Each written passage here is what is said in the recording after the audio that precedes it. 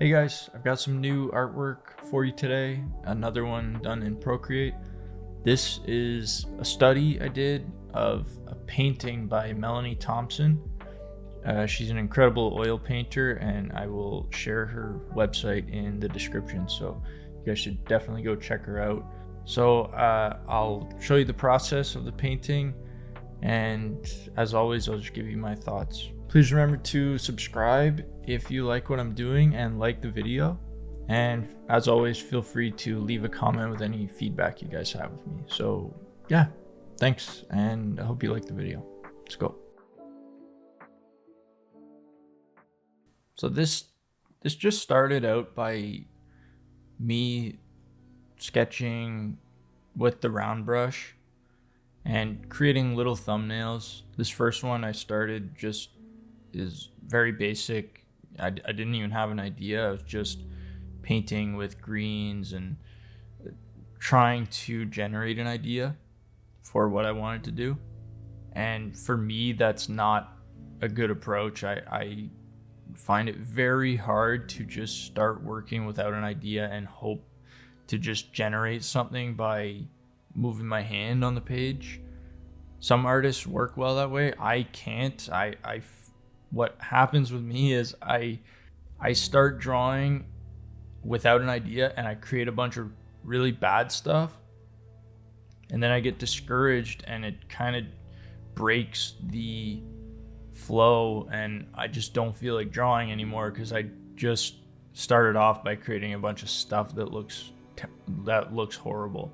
So I didn't let it go too far. After that first little color sketch, I decided to at least have a general idea in my head, which was, something a little bit cozy and sunny, and I wanted to incorporate green, have things be a little bit happier and sunnier than my last few images. So I did some compositions for, cottage in a forest, and these forests with really tall trees, and trying to create some compositions. This is just on one layer with the round brush, and I'm just doing it like I would sketch with a pencil.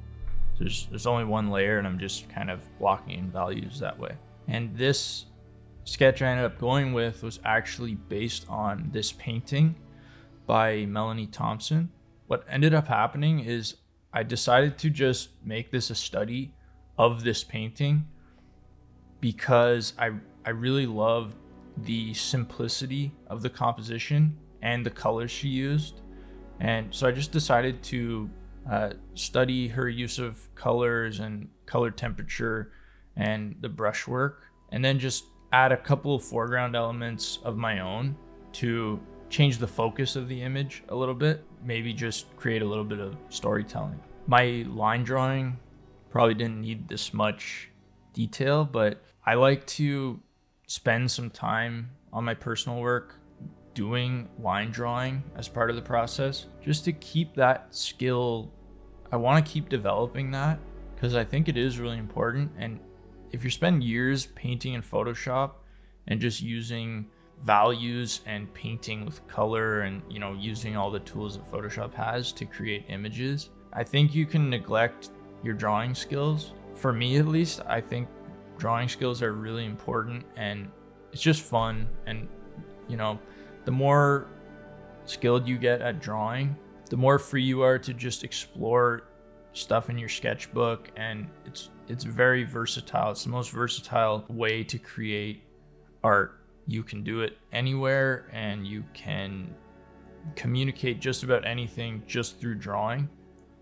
Having the painting skills and everything else is just kind of icing on the cake for me, but to be able to communicate just with drawing is really, really valuable. So I'm always trying to just practice that a little bit in my personal stuff. Sometimes working professionally, you just don't have the luxury of time to spend, doing a tight line drawing. So I set up the values in 4 layers. I did the foreground, the midground kind of field with the hills, the background mountains, and then the sky in the background. I set it up that way just so when I'm going to add color, it was much easier because I can just clip my color layers to the values and just paint. And I did the colors by a mix of using the gradient map tool, but mostly, honestly, it was just painting right over the values. The values were simple enough and didn't have that much detail. So I just kind of painted right over my shapes with the color that I wanted. So I've added this foreground tree, which changes kind of the function of the image, changes the focal point, but the background, if you compare it to Melanie's painting, it's very, very close. So I'm not trying to pass this off as, my own original concept. The main goal of this is just to train my eye to see the colors that she's using and try and understand them and use them to create my own study. By far and away, most of the time spent was on the foreground with the elements that I added. Some people ask me if I ever use photo bashing, and the answer is no. The reason I don't use photo bashing is because for me, I want to learn how to communicate those details and achieve those results purely through the tools that I have, through my painting skills and my drawing skills. Photo bashing is often used to save time in the industry. First of all, it's just not a process that I enjoy. The whole reason I like creating art and doing paintings is because I like painting and using brushes and pencils, and I like the feeling of creating marks. So I don't like using photo manipulation. It's just not something that is particularly fun to me. The other thing is, if you practice enough, you can get to a point where you can draw and paint stuff in a simple and very efficient way that's even faster than going to Google, finding an image, and then manipulating it and using blending modes to, create a texture. If you develop your skills far enough, and that's what I'm trying to do, if you develop them far enough, you can actually it's so much more versatile to be able to create exactly what you want just with your painting and drawing skills. So that's my mentality.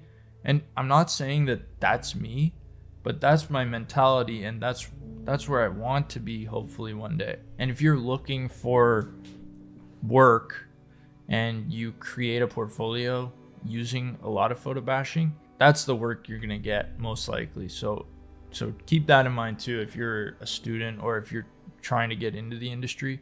If you don't like photo bashing, I recommend not using it in your portfolio, because you might find yourself doing that every day at work if you get hired for it. I should say too that this isn't meant to discourage you from photo bashing if you like that workflow.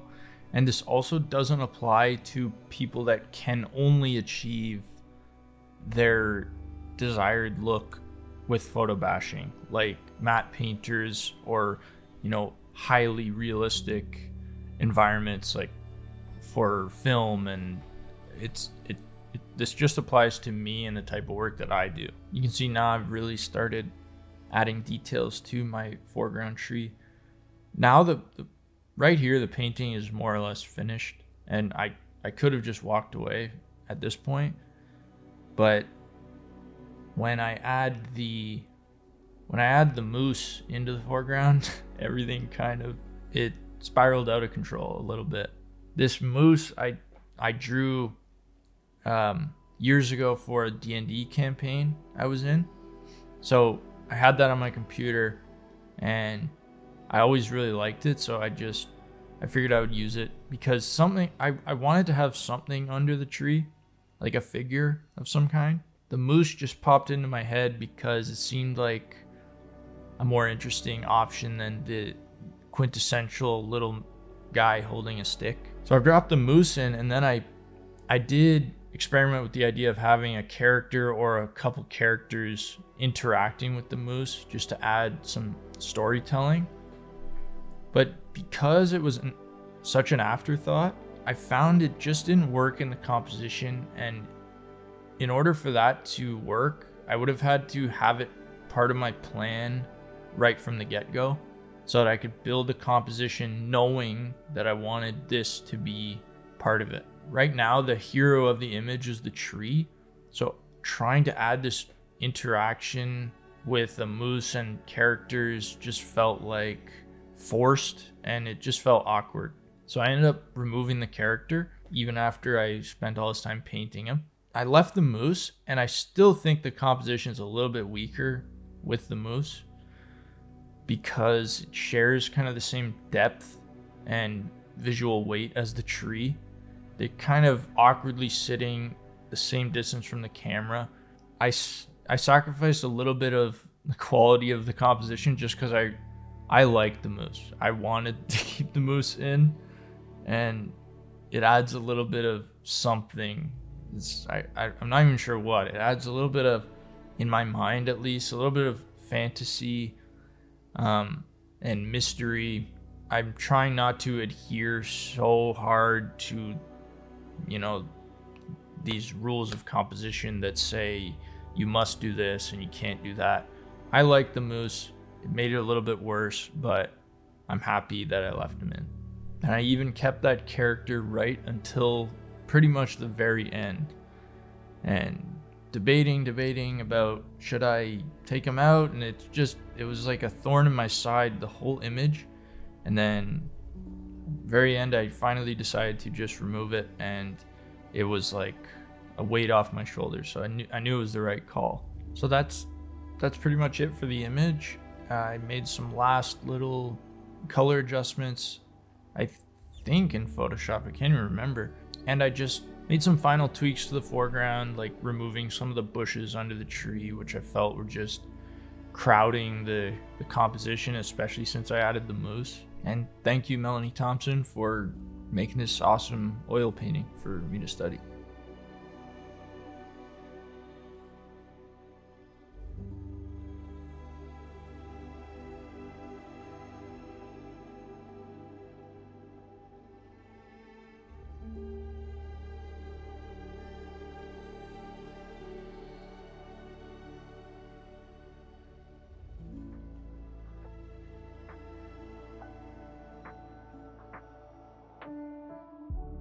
I hope you guys like this video. It was really, really fun to do this painting, especially sometimes it's much more relaxing to do one of these paintings that is largely a study of another painting, because it just takes all the guessing out of it and you can just focus on improving in certain areas without too much pressure. Worst case scenario, you just end up failing and no one has to even know that you ever tried, but at the very least, you're guaranteed to learn something through this process. So thank you guys, as always, so much for watching. Again, please go to Melanie Thompson's website in the description and check out her stuff. It's really, really incredible and inspiring. And yeah, I'll see you guys in the next video.